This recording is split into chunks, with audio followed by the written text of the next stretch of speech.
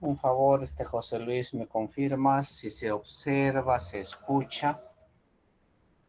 Sí se observa, profesor. También se escucha, claro. Gracias. ¿Alguien más puede confirmarme? De repente no se está escuchando. Sí se escucha, Sí, profesor. se ve y se escucha, profesor. Sí se ve. Bien, jóvenes señoritas, estábamos revisando lo que son las necesidades, ¿no? Y con el tema de la nutrición vamos a terminar. En tal caso, estas diapositivas que vienen adelante nos trata de hacer ver las características fisiológicas en función a la actividad metabólica y la nutrición del recién nacido. Y recordemos de este panorama. El producto en la vida fetal no mastica, no succiona, no deglute.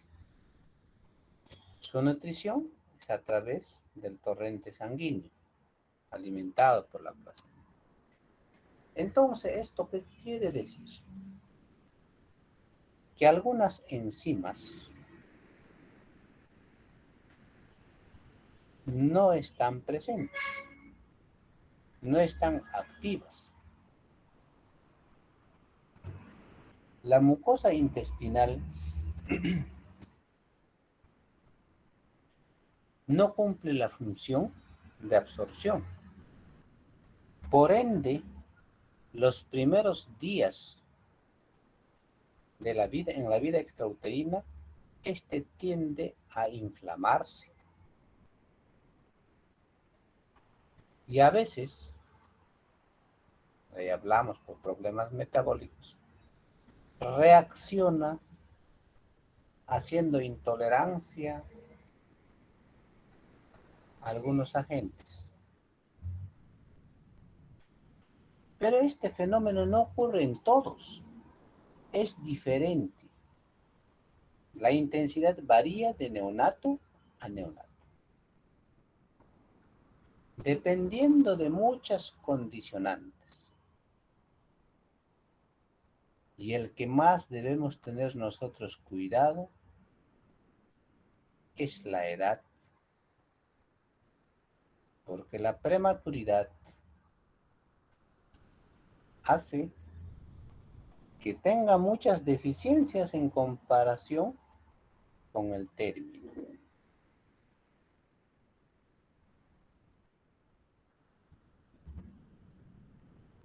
La madre y nosotros como profesionales de la salud estamos en la obligación de proveer al neonato una nutrición adecuada. ¿Y qué es la nutrición adecuada?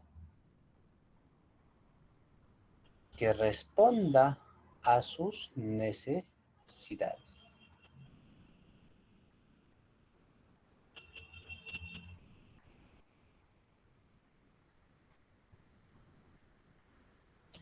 ¿Qué es en tal caso ese metabolismo? Dice, son conjuntos de reacciones químicas, en este caso en las células del cuerpo, es decir, en las células que tienen que ver con el tema de la digestión. Producto de este metabolismo se va a transformar esos alimentos ingeridos, en este caso la leche materna, se va a transformarse en energía. Este es combustible para la actividad vital del cuerpo, para que normalmente funcione los distintos órganos y sistemas. Porque si no hay suficiente cantidad, suficiente concentración del producto ingerido, vamos a encontrar que el combustible va a ser mínimo, por lo cual macroscópicamente vamos a ver que hay una hipoactividad en el neonato. ¿Qué aspectos tenemos que nosotros incorporar en el metabolismo? El hígado, sabemos, ¿no? En el hígado, la presencia de la bilirrubina. Y ahí hablamos de los tipos de ictericia. A nivel del estómago, la presencia de algunos jugos, enzimas pancreáticas. A nivel del intestino delgado, la absorción. Hace un momento hablábamos, ¿no? Que la mucosa estaba inflamada. Las vellosidades intestinales tienen que tener esa capacidad de absorber alimentos, nutrientes.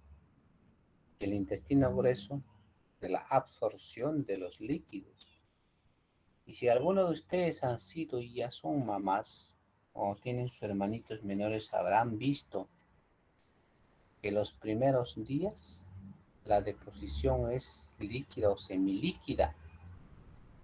Es que todavía, por ese asunto de la inflamación de las mucosas, el intestino grueso no cumple en su totalidad y no se absorbe el líquido.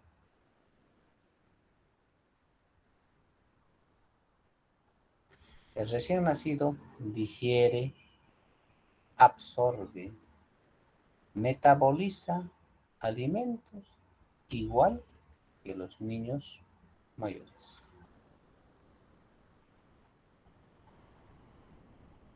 Excepto porque segrega poca amilasa, esa es su característica propia. Entonces el almidón que se ingiere no va a ser tan beneficioso y va a ser eliminado. La absorción de la grasa en el tubo digestivo es menor. Por eso, esta es una razón científica, jóvenes, señoritas, por qué no se debe dar otro tipo de leche. A veces dicen, no, leche de vaca, leche de cabra se le da, no. Es que esas tienen mayor cantidad de grasa y el neonato no lo absorbe. La función hepática imperfecta durante la primera semana, porque esto corresponde a la concentración inestable de glucosa en sangre. Si nosotros no hemos garantizado la reserva, esa buena reserva, o sea, la madre no ha transferido reservas adecuadas en el neonato, las deficiencias van a ser más notorias.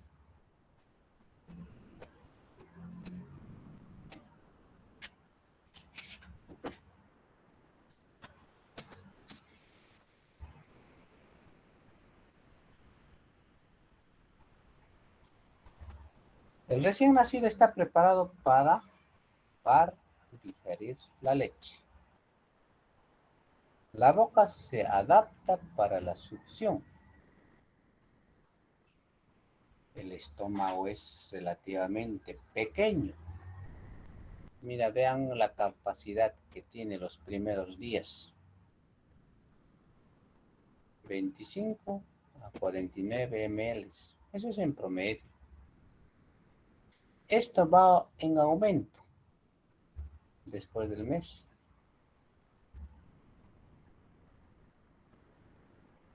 No hay que administrar tomas en mayor cantidad porque vamos a producir una dilatación gástrica. Es como el globo, ¿no? Se va a inflarse. Por ahí que hay que orientar adecuadamente a la madre. No es necesario que se le dé sustitutos, fórmulas lácteas, pensando que nos está llenando. La producción de la leche va en relación a la capacidad gástrica. y la capacidad gástrica responde a sus requerimientos del neonato. Esto no es estático, esto se va modificando.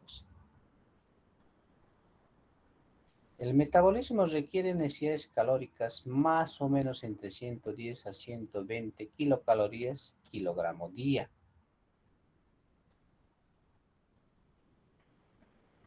El recién nacido necesita abundantes proteínas, sales minerales, ¿no? Todos estos encontramos en el calostro. Por eso es importantísimo, jóvenes, que propiciemos nosotros la lactancia materna precoz. Mucho mejor si esto se instala dentro de la primera hora de nacido. Algunas literaturas van a encontrar ustedes entre 30 a 60 minutos. Debe propiciarse la lactancia materna temprana. Sí, efectivamente, ese es el tiempo que se requiere. Hay necesidad hídrica entre 100 a 120 mililitros de agua kilogramo día. Sabemos, a menor edad, mayor composición de agua.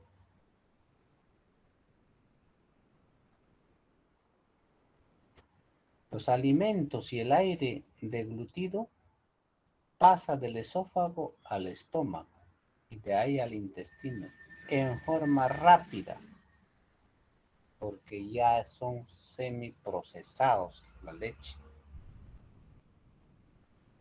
La digestión total tarda solo horas, ¿no? Por eso anteriormente, jóvenes, dentro de la norma técnica de atención neonatal, claramente señalaban que la lactancia materna tenía que darse cada 2 horas. Hoy es a demanda, es que cada niño es diferente. Pero no debe pasar de ese tiempo. El tubo digestivo del recién nacido y el metabolismo está preparado para un tipo de alimento eficaz. ¿Cuál es? Leche materna, ¿no? Y esto mucho mejor si se da dentro de la primera hora.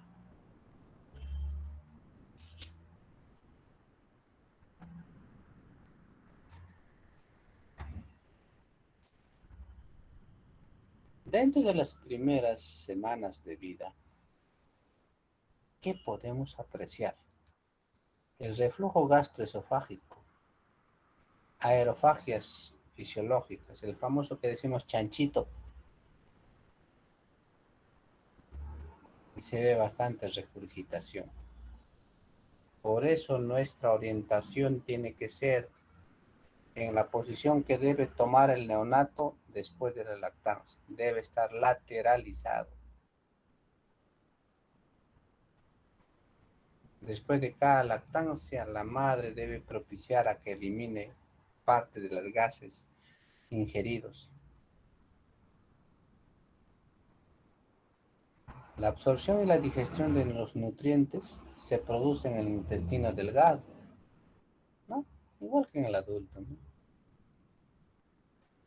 Gracias a la secreción del páncreas, del hígado, en la primera porción duodenal. Eso no cambia del adulto, es lo mismo. El tubo digestivo del recién nacido es igual que su metabolismo. Está preparado para el tipo de alimentación, por favor. ¿Qué sucede si nosotros le proveemos otro tipo de alimento? La mucosa se inflama y por ende la absorción disminuye. Y es por gusto el esfuerzo que se hace.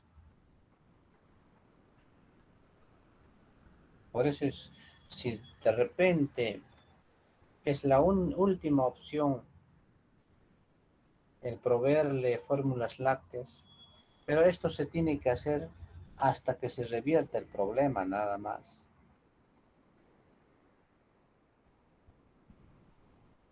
Hay más desventajas que ventajas con la alimentación de un sustituto, de un sucedáneo.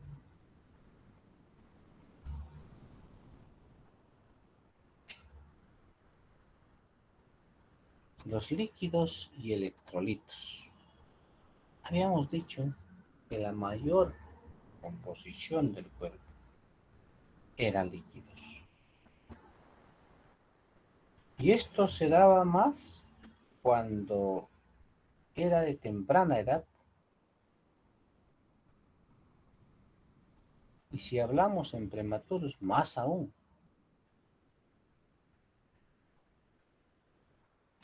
Y los electrolitos son importantísimos para que se dé justamente ese proceso metabólico. El manejo de los electrolitos jóvenes es de especialidad, porque es complejo. Son gramos, son miligramos que no debe pasar o ser carente, tienen que ser exactos. Si trabajamos en prematuros, más aún.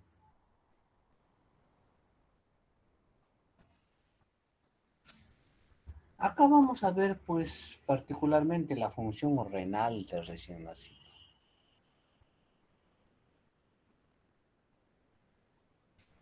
Es apropiada para el crecimiento rápido,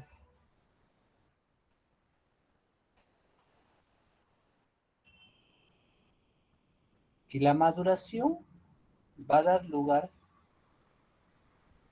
desde el periodo intrauterino, más o menos entre 9 a 12 semanas, ya el riñón cumple algunas de sus funciones. No es que este órgano va a empezar a actuar desde el nacimiento, no, mucho más antes. En tal caso, una de sus funciones es garantizar el equilibrio hidroelectrolítico, regulando el volumen extracelular y cumpliendo la función particular de excreción de productos del metabolismo corporal, es decir, el desecho. No sé si está bien el término, o podemos decir el excedente.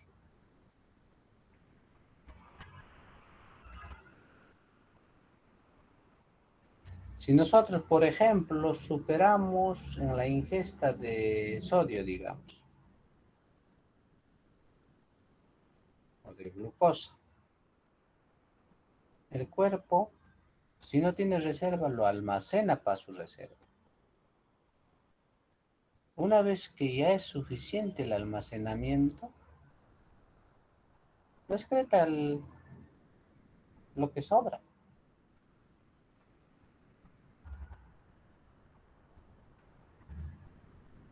Y si esto así se continúa, el cuerpo ya lo transforma, o sea, lo metaboliza. Y ya no lo tiene como tal, como glucosa. Lo convierte de repente en grasa, un tejido adiposo, etc.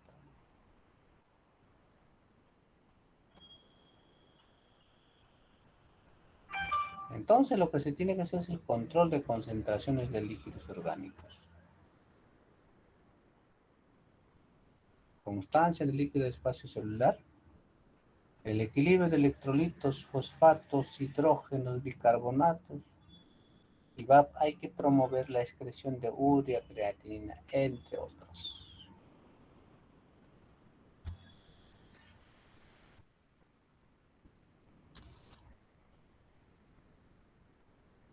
La función renal va a sufrir cambios del periodo fetal neonatal. Esto tiene relación directa con la edad gestacional y la superficie corporal, porque la superficie corporal va a ser en función al crecimiento y al desarrollo del producto. ¿Se recuerdan los diagnósticos pequeño para la edad gestacional, grande para la edad gestacional?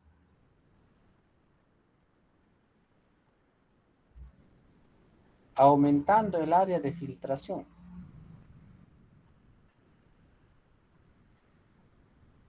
Y dice el filtro, en promedio es 20 mililitros por minuto en un recién nacido. Término.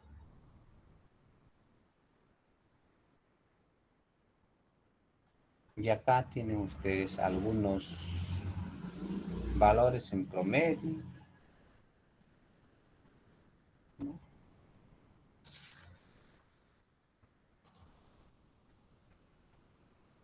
¿Cuáles son esos mecanismos de equilibrio hidroelectrolítico? El agua corporal total se divide en dos compartimentos. Todos sabemos eso, ¿no? Líquido extracelular, líquido intracelular. Si ustedes ven acá en el costado en la imagen, mira cómo es, ¿no? En la vida fetal, 95% de agua contiene, casi agua es el producto. Y así va disminuyendo.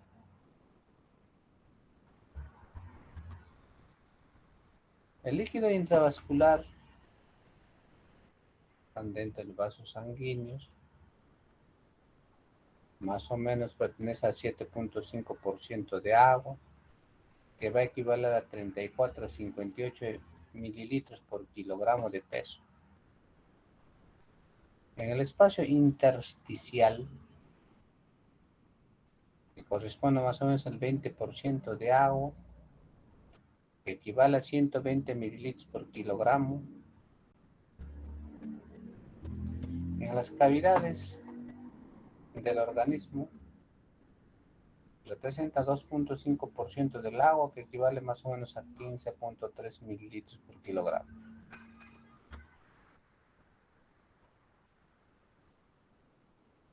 Y se disminuye por aumento de pérdida del riñón. El recién nacido tiene exceso, sobre todo en el líquido en el espacio celular, y debe retribuirse y excretarse. Acá es nuestra participación. Hacer un buen balance hídrico para poder garantizar el equilibrio hidroelectrolítico.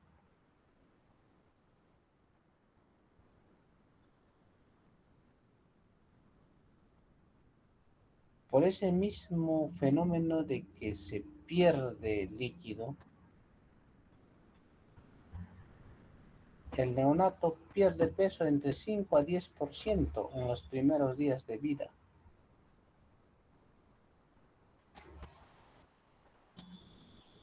Y hay algunos aspectos que se tienen que tener cuidado. Por ejemplo, la temperatura ambiental. Por ejemplo, el vestido, con qué tipo de ropa estamos poniendo. La frecuencia de la alimentación, me refiero a la lactancia. Todos ellos van a determinar la pérdida menor o mayor, de acuerdo a este promedio. Me refiero al peso corporal.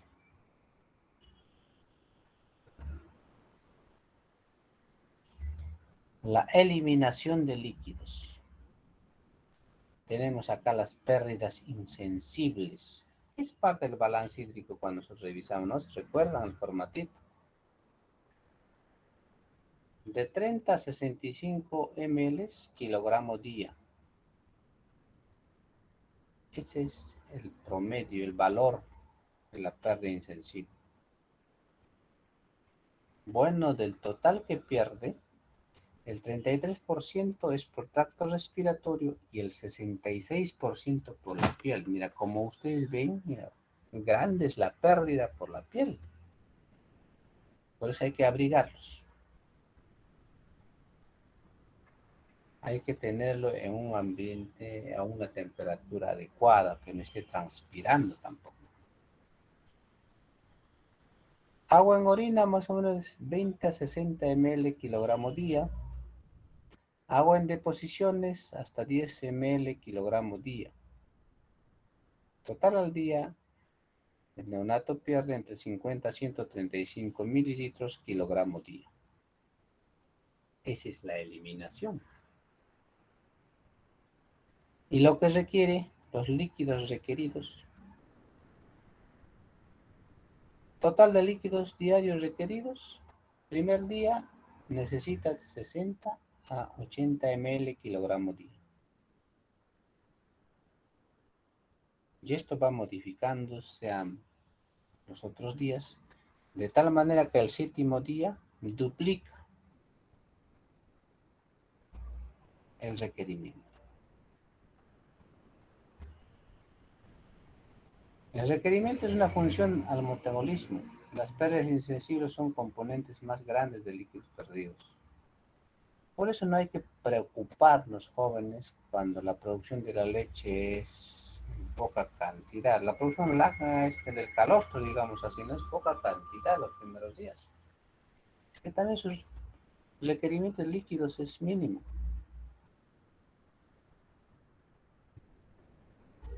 ¿Cuándo aumentan las pérdidas insensibles? Cuando la frecuencia respiratoria aumenta o cuando hay lesiones a nivel de la piel, en malformaciones quirúrgicas como gastrosquisis, onfalocele, defecto del tubo neural, aumento de temperatura corporal, de repente uso de cuna radiante, la fototerapia, en recién nacidos pretérminos o en bajo peso, ¿no? En ellas se aumentan las pérdidas insensibles.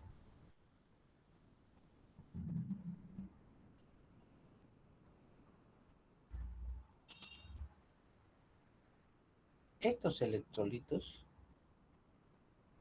son los que mayormente modifican cualquier alteración metabólica. El sodio, potasio, cloro, calcio. Vean que el sodio se necesita entre 2 a 3 miliequivalentes kilogramo día. Su responsabilidad es el equilibrio osmótico. La hiponatremia, o sea, la deficiencia, hace la eliminación o el incremento de las pérdidas insensibles.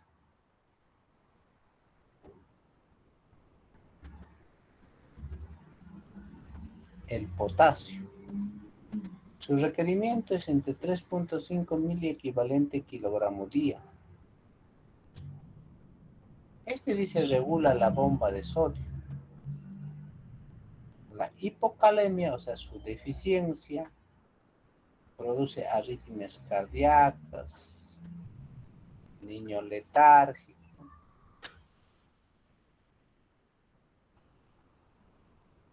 Y cuando está en exceso, o sea, la hipercalemia, puede producir una hiperplasia suprarrenal. Ojo, el tamizaje neonatal descarta justamente esta deficiencia de hiperplasia suprarrenal. Dentro del protocolo de atención neonatal ahora se realiza el tamizaje neonatal hasta en el primer nivel de atención, justamente para descartar estos problemas. El cloro. El cloro mantiene la neutralidad eléctrica. Dice el valor normal está entre 95 a 112 miliequivalentes. Se observa en tratamientos con diuréticos prolongados, a veces en enfermedades pulmonares crónicos, ¿no? Podemos ver alteraciones del cloro. El calcio. El calcio sérico, o sea, en suero,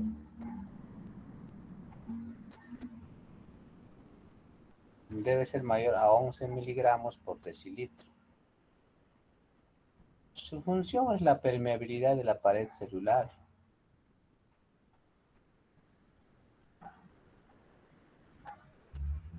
Su deficiencia, o sea, la hipocalcemia, se observan alteraciones endocrinas. A veces se ocasiona también porque usamos en forma prolongada diuréticos,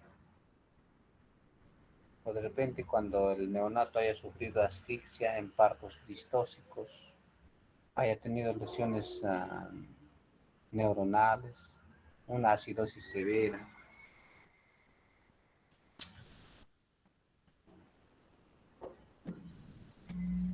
Entonces, para realizar nosotros la monitorización, tenemos que hacer el balance hídrico estricto en forma diaria.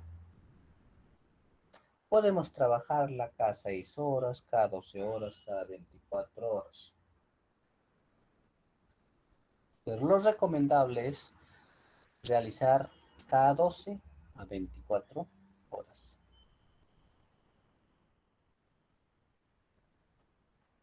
Para ello, diariamente hay que hacer el peso, medir la temperatura corporal, la temperatura ambiental, las constantes vitales como la presión arterial, frecuencia cardíaca, frecuencia respiratoria, la coloración de la piel y llenado capilar, la diuresis, o sea que hay que contabilizar la orina. Más o menos se produce pues entre 1 a 3 mililitros kilogramo día. Presencia de vómitos, las características, las deposiciones, cómo está el estado de conciencia, cómo está el perímetro abdominal, de repente estamos frente a una distensión, la cialorrea, de repente estamos frente a sangrados por vía oral o rectal, quizás estamos frente a un edema palpebral o corporal. Cuando hay superhidratación, hiperhidratación, hay edemas palpebrales. Hay que vigilar si hay extravasación.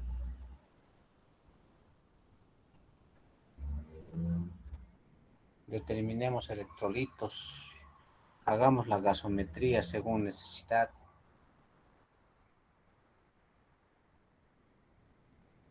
Calculemos si hay ganancia, pérdida de peso.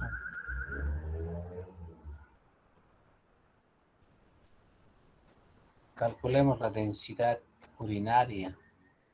Y ese es el promedio, ¿no? Cuando hagamos el balance hídrico, no hay que olvidar, por favor, los líquidos que utilizamos en la preparación, el volumen, ¿no? Si es con agua destilada, con suero fisiológico. Todo líquido que se emplea al mínimo tiene que ser contabilizado.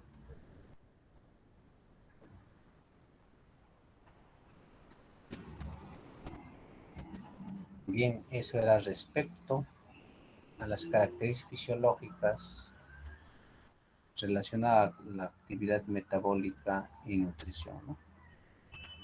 ¿Alguna participación, alguna duda?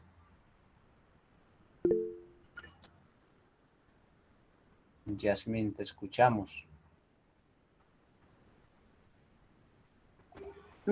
Profesor, buenas noches.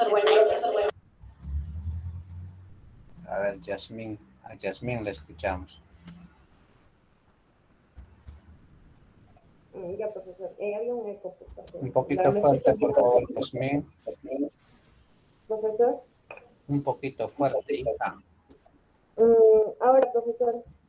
Más o menos. Ya, estoy muy cerca de la cámara ahora. Bueno, las necesidades de nutrición del recién nacido y en su proceso de, bueno, y ahí posterior, se ven afectadas en algunos casos, como por ejemplo, bueno, de acuerdo a estudios, profesor, se ha llegado a la conclusión de que puede estar afectado el estado nutricional, o sea, se puede desencadenar en una malnutrición del recién nacido, en casos de que, por ejemplo, cuando los padres tienen menor nivel de escolaridad, también cuando la madre es soltera y cuando los padres sufren, ¿no?, de una adicción a alguna de las sustancias psicoactivas. Entonces, como hay poco nivel de escolaridad, hay falta de conocimientos e importancia, padres y madres no están sensibilizados, y hay desatención a las necesidades de nutrición del lactante. Entonces, todo eso va a desencadenar que no haya una adecuada lactancia materna, o en algunos casos, ¿no?, se acuda a las fórmulas y todo, entonces eso va a afectar en la ganancia de peso adecuada y talla también. Y puede desencadenar en lo que mencioné, la desnutrición, y en algunos casos en desnutrición crónica. Esa era mi participación. Está bien, Yasmin, claro, esos están incluidos dentro del factor social, ¿no? A ver, un momentito, ¿su apellido cuál era? Díaz, profesor.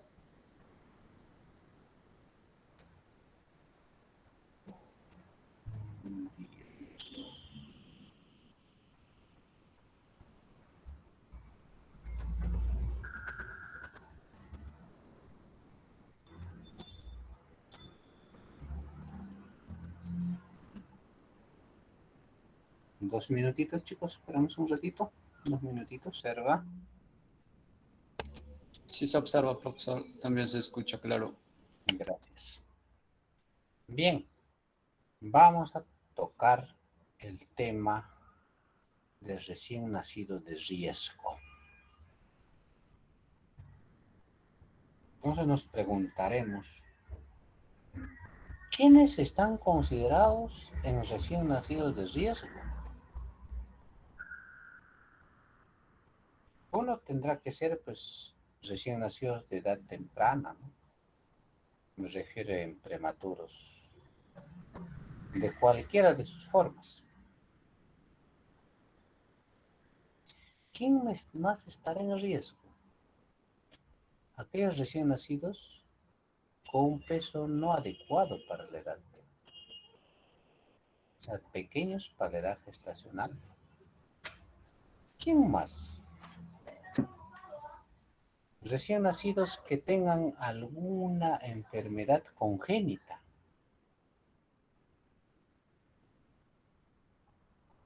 ¿Quién más será? Recién nacidos producto de madres que tengan algún problema, alguna enfermedad.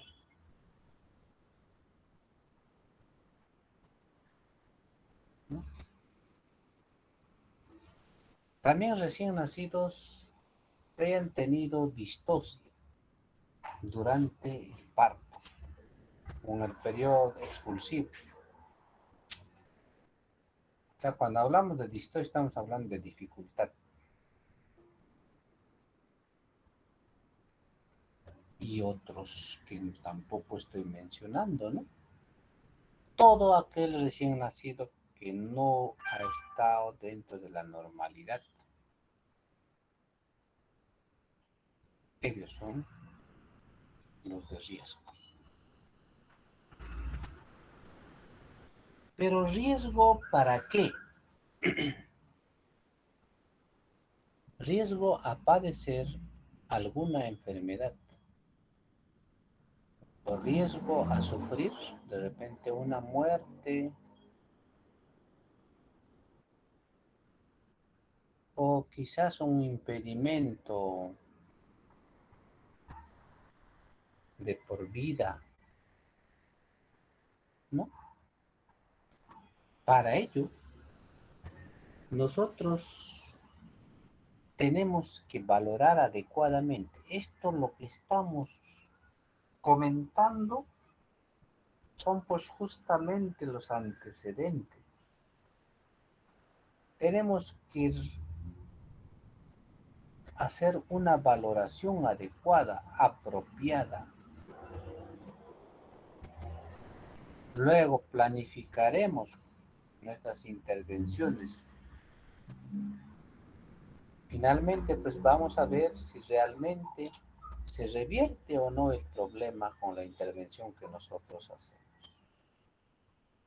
Y acostumbrémonos, jóvenes estudiantes, planificar acciones donde tienen que intervenir el equipo multidisciplinario. Un momentito.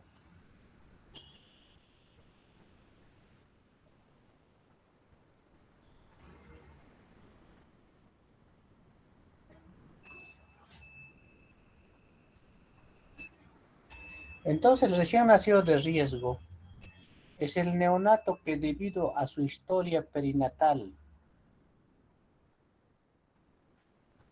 es decir, la adaptación a la vida extrauterina o a los antecedentes obstétricos o genéticos de la madre, presenta una alta probabilidad de padecer de inmediato una enfermedad que amenaza su vida, o puede morir o puede quedar con alguna secuela neurológica, ¿no? Ese es aquel recién nacido de riesgo. Ya ustedes están viendo cuál es la función del enfermero neonatólogo que tiene que hacer para minimizar esto.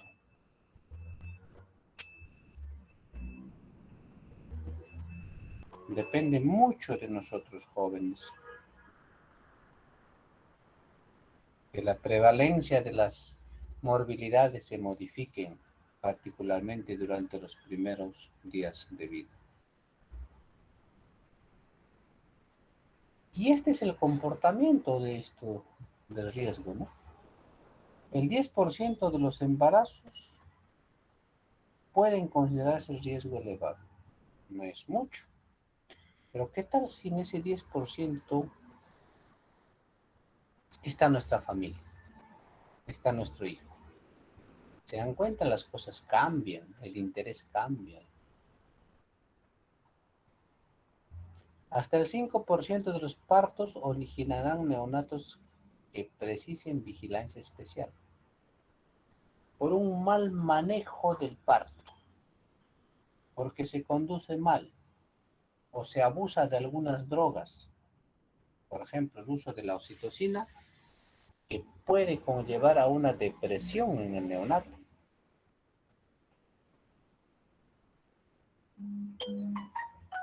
Las estadísticas nos dicen que esto es hasta un 5%. Puede conllevar a una secuela neurológica grave, hasta un 20%, de 10 a 20%.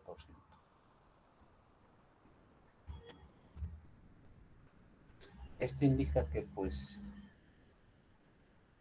se va a hospitalizar, va a aumentar la prevalencia de las infecciones hospitalarias o puede quedar con algún problema neurológico grave, como es por ejemplo la ceguera, la sordera, parálisis cerebral.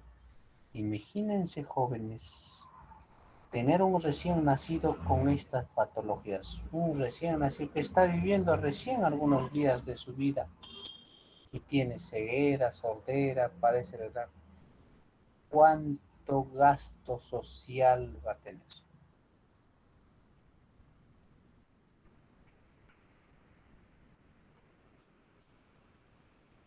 Claro, y es un ser humano.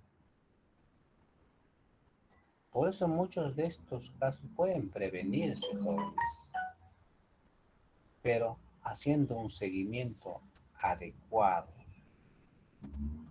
Una madre, para traer un producto, tiene que tener suficientemente madurez mental y física.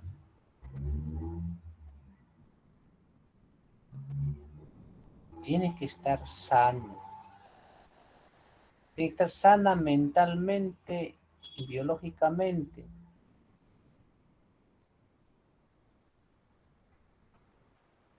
Y de igual manera el progenitor.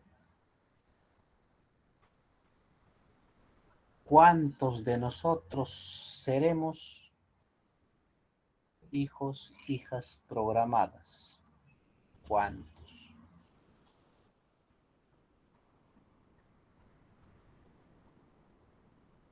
Más bien, felizmente, muchos de nosotros no tenemos problemas.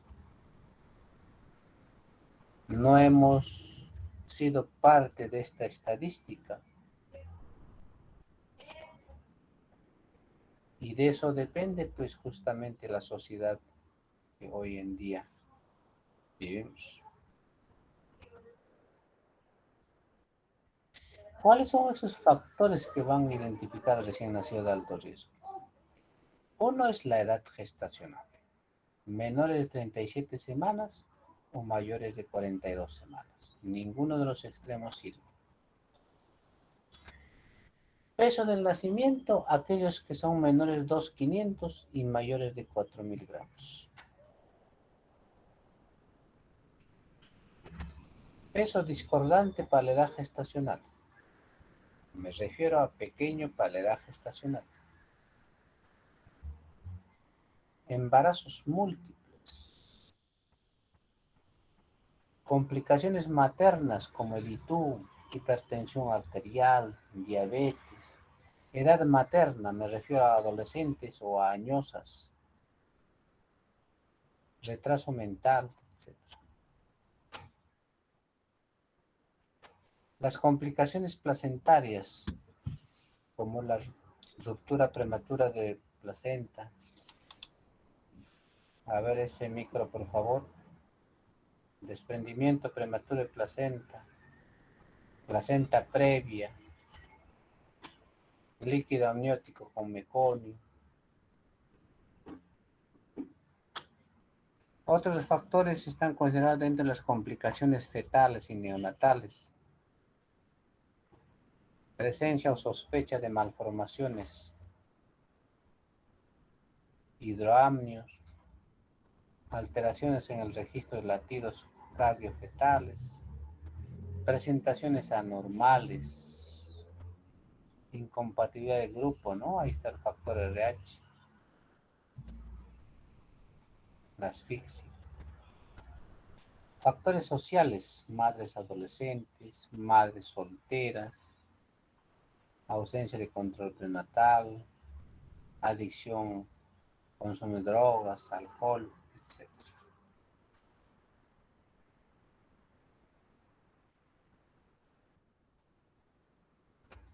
Las causas preconcepcionales. Tenemos causas sociales. Dentro de ellas, número 1 está el bajo nivel social. Muchas veces va consigo la prematuridad y la malnutrición fetal. El otro es la malnutrición materna. El síndrome de carencia afectiva, abandono, malos tratos. Dentro de las causas sociales están esos aspectos. Causas médicas están las enfermedades hereditarias, por ejemplo, la iliomeconial, la anemia que trae consigo la prematuridad, los bajos pesos al nacer, sufrimiento, enfermedades renales o cardíacas, el pretérmino, el bajo peso, el diabetes mellitus, la malformación congénita, cesáreas, microcefalias, macrocefalias, la fenilcetonuria, que también esta, por ejemplo, se descarta a través del tamizaje neonatal. Patologías maternas, infecciosas y no infecciosas. Dentro de las causas médicas son esas. Causas obstétricas. edades menores a 16 años.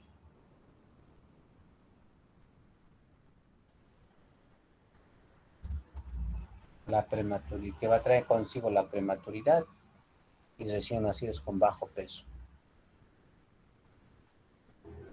La edad mayores de 40 años y 35 años para primíparas. Puede entrar aborto, sufrimiento fetal, malformaciones congénitas. La gran multiparidad, más de hijos, más de 5, pueden traer sufrimiento fetal. Los antecedentes, como la cesárea, aborto, la prematuridad, fetos muertos, malformaciones congénitas, incidencias cesáreas, malformaciones uterinas que pueden traer también la prematuridad. Todos estos jóvenes, en su gran mayoría, pueden evitarse, pueden controlarse en tal caso, haciendo un buen control de natalidad, trabajando en las edades tempranas de la madre. Por ejemplo, hay que trabajar con los adolescentes para posponer el embarazo.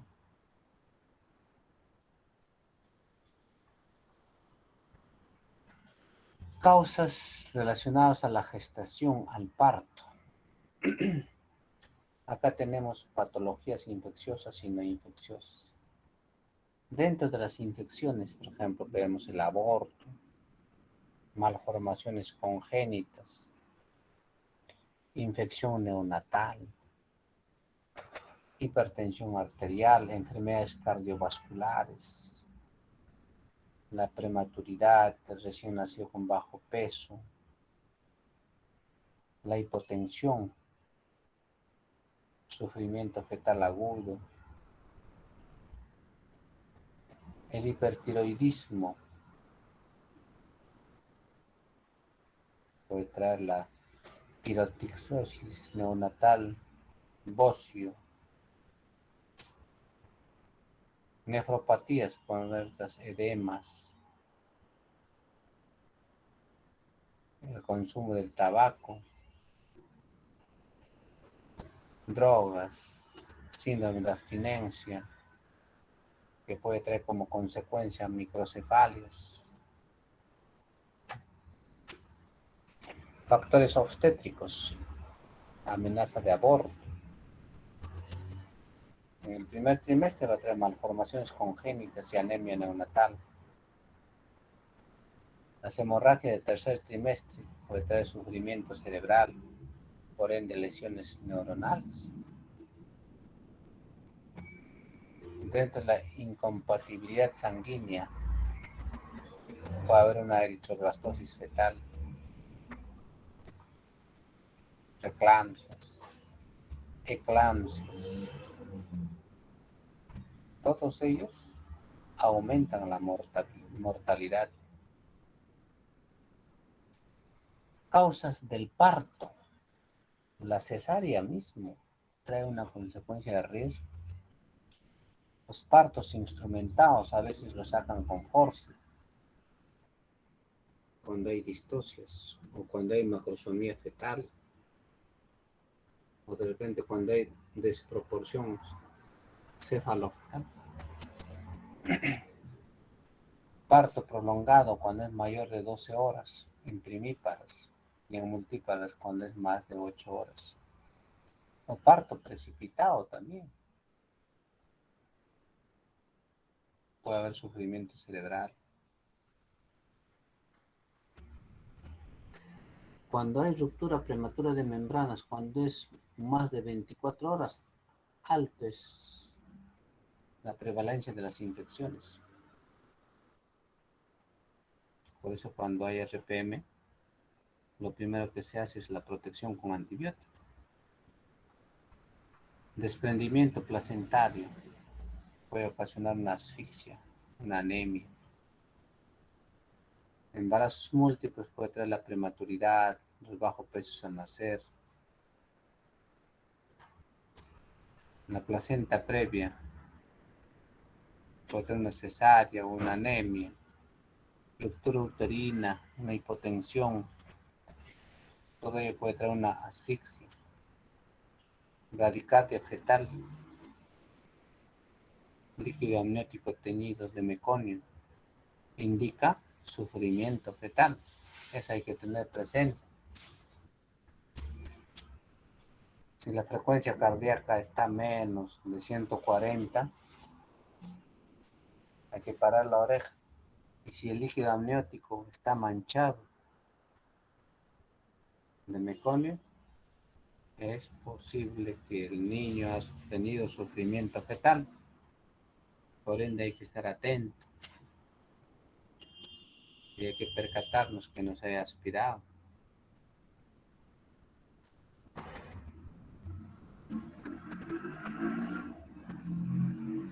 Causas postnatales. Tenemos dos causas clínicas. Ahí está el número 1, recién nacido de bajo peso, recién nacido prematuro, recién nacido con malformaciones congénitas, recién nacido con depresión patológica, con una cianosis central.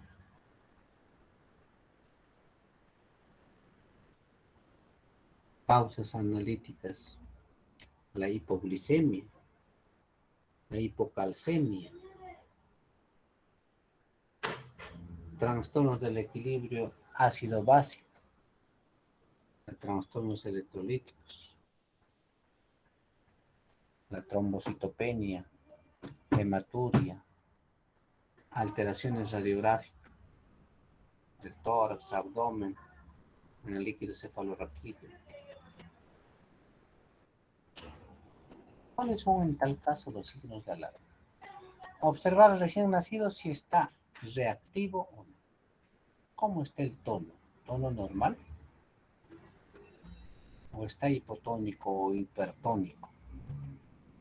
Si el llanto es débil, o si tiene edema, o si hubo cambios llamativos de peso, o sea que haya bajado más del 10%.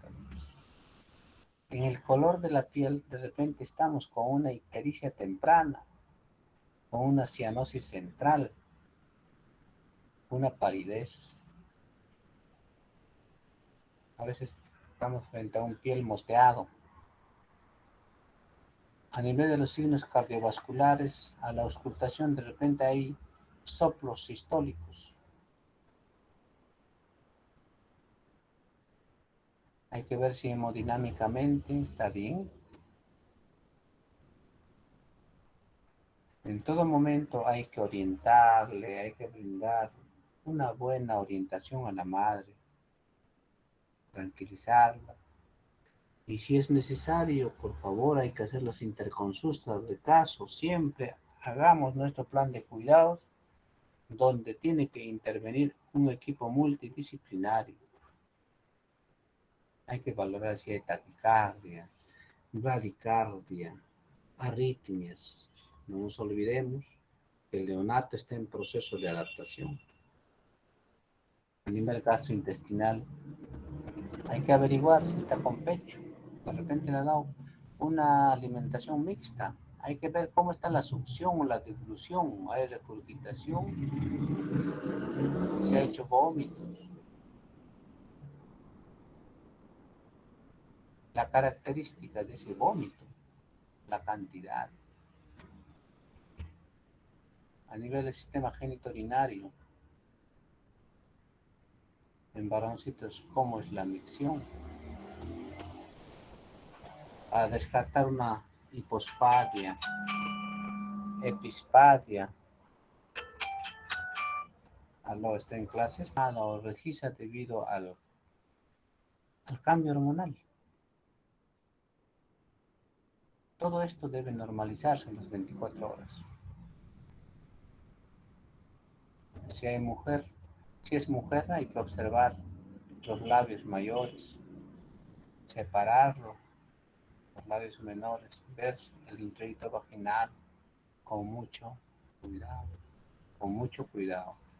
En el aspecto neurológico, observar la reactividad, si está irritable o hizo algunas convulsiones. ¿Cómo han sido los antecedentes del parto? De repente ha sido por force, el periodo expulsivo ha sido muy prolongado. A nivel del sistema músculo-esquelético, hay que observar si hay angiomas, manchas mongoloides, lunares llamativos, una tumefacción, pústulas, vesículas. Si estábamos frente a un RPM, a la ruptura prematura de membranas, averiguar hace cuántas horas, porque estaríamos frente de repente a una infección.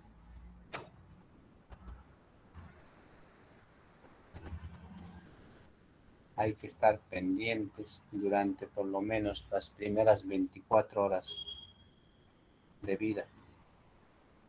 Hay que observar el color de la piel, la respiración, la frecuencia cardíaca, la alimentación, o sea, la deglución, la succión, las primeras 6 horas de vida. Mira la estadística, vean, es mínima. 1% de los recién nacidos son infectados. Esto debe reducirse al mínimo a 0. No debe haber infecciones nosocomiales, porque muchos de estos está orientado a la práctica incorrecta, particularmente de la sepsis.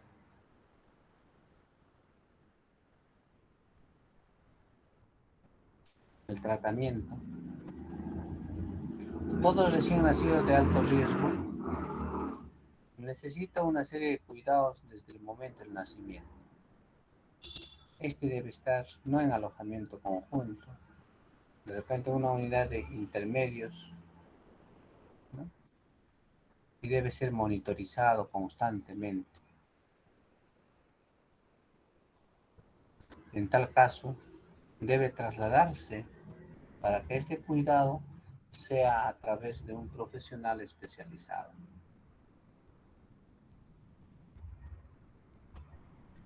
Para ello colocaremos una guía periférica y empezaremos a administrar sus medicamentos. La alimentación oral se iniciará a las 6 a 12 horas, excepto si hay distrés respiratorio o depresión del sistema nervioso central, se puede posponer, o de lo contrario utilizaremos una sonda nasogástrica o una sonda orogástrica. La alimentación puede ser por vía parenteral, porque aún todavía las funciones de coordinación no están estables si están frente a problemas neurológicos. Procederemos la hidratación correcta, ¿no? Para lo cual realizaremos el balance hídrico estricto. Bueno, la administración de los sueros es del 5 y el 10%. Entre el 5 y 10% que más se emplea es el de 10%, ¿no? Si hay estos problemas.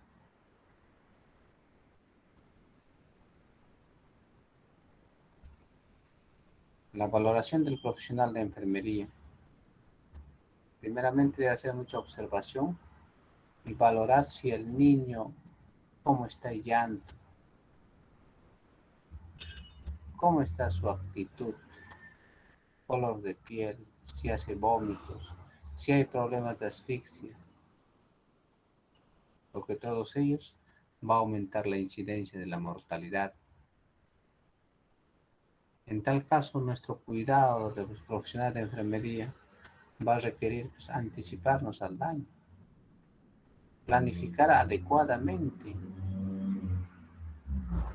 intervenir con un equipo multidisciplinario y particularmente responder pues a la tecnología de los cuidados que se tiene que promover, propiciar, porque esto se va a manejar pues en ambientes altamente especializados. Si nosotros no sabemos manipular adecuadamente, por lo menos una incubadora, vamos a generarle más problemas.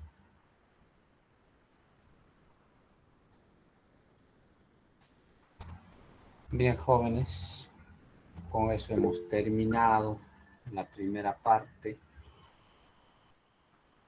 Bien, tenemos una semanita para repasar un poquito más.